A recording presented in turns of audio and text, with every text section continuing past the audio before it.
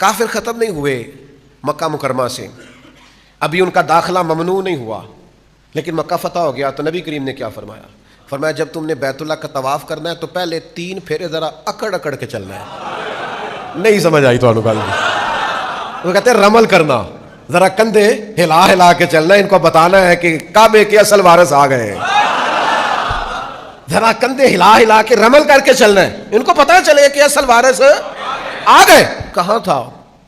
حضرت عمر فاروق رضی اللہ تعالیٰ عنہ نے، یا رسول اللہ مجھے اجازت دے میں عبداللہ ابن ابی سلول کو قتل کر دوں۔ بہت سارے صحابہ نے کہا حضور اجازت دیں، اس کے وجود سے دھرتی کو پاک کر دیں، اور حضور نے فرمایا رہنے دو، اسے رہنے دو۔ نبی پاک صلی اللہ علیہ وسلم نے فرمایا لوگ کیا کہیں گے، اب کلمہ پڑھنے والوں کو قتل کرنا شروع کر دیا، اسے رہنے دو۔ ہر آدمی کو اپنے حساب سے حکمت سمجھ آتی ہے، پر میرے محبوب نے کہا اسے رہنے دو، اسے دیکھنے دو مکہ فتح ہو رہا ہے، اسے دیکھنے دو غزوہ حنین میں فتح ہو رہی ہے، اسے دیکھنے دو، اسے ذرا دیکھنے دو ابو بکر کی ساجد آج کیا ہے،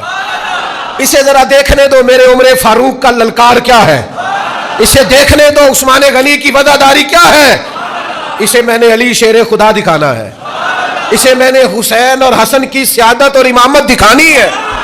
اسے دیکھنے دو ذرا، اسے جینے دو، یہ دیکھے ذرا اللہ نے کتنی شانیں عطا فرمائی۔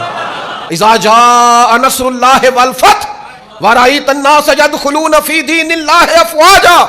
اسے دکھانا ہے کہ کیسے فوجوں کی فوجیں اللہ دین میں داخل فرما رہا ہے۔ امام بخاری محدث ہیں، فقیہ نہیں،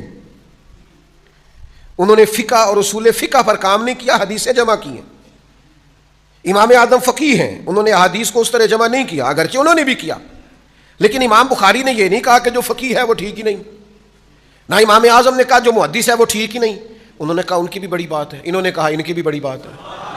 لوگ ایک دوسرے کو قبول کرتے تھے، فروعی مسائل میں برداشت ہوتی تھی۔ یعنی امام شافعی رحمۃ اللہ تعالی علیہ، میں بڑا عقیدت مند ہوں امام شافعی کا، کیا بات ہے امام شافعی کی، پر امام شافعی تو رفع دین سے نماز پڑھتے ہیں، وہ تو اونچا آمین کہتے ہیں، لیکن میں ان کا عقیدت مند ہوں، عقیدت مند ان کا ہوں، مقلد امام اعظم کا ہوں۔ اللہ کے پیارے رسول صلی اللہ تعالی علیہ وآلہ وسلم نے فرمایا بڑے گھونٹ ہیں جو انسان پیتا ہے، بڑے گھونٹ ہیں جو انسان نگلتا ہے، لیکن فرمایا اللہ کو بندے کا سب سے زیادہ وہ گھونٹ پسند ہے جو وہ غصے کا گھونٹ پی جاتا ہے۔ اللہ کو بڑا پسند ہے وہ ضبط کر جائے،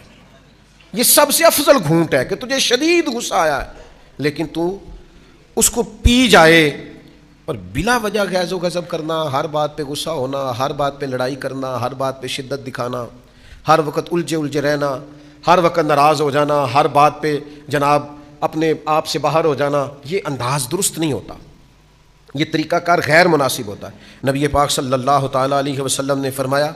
بلا وجہ کا غیظ و غضب ایمان کو اس طرح خراب کر دیتا ہے جس طرح ایلوا شہد کو نہیں خراب کر دیتا، اس کو کڑوا نہیں کر دیتا، اس طرح بلا وجہ کا غصہ ایمان کو خراب کر دیتا ہے۔ ہر وقت کا جاہ و جلال ٹھیک نہیں، ہر وقت کی ناراضگی ٹھیک ہے۔ کچھ لوگ ناراض رہتے ہیں،